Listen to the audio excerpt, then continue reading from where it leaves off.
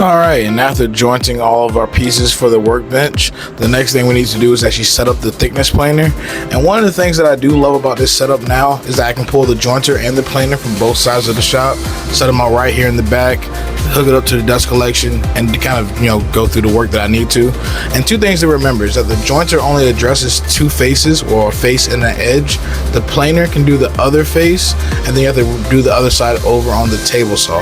That is how you end up with perfectly square blanks. So right now I'm addressing the opposite face off of the jointer, and then we want to get everything perfectly flat and to consistent widths and thicknesses. Then we'll be heading over to the table saw for the final passes on all this material. And once we have everything perfectly square, we can actually go into the final joinery and layout for the rest of this workbench. Our top is going to be able to finish out at roughly about 2.5 inches thick. Our legs are going to be 3 1/4 wide by about 2 7/8 thick, I believe. So almost a perfect square, but plenty thick to actually make up sturdy legs.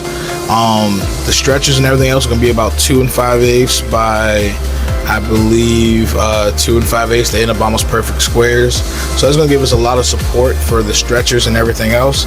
And again, we are combining multiple types of hand tool benches. So it's going to be like the English joiner's bench with the trestle style support underneath.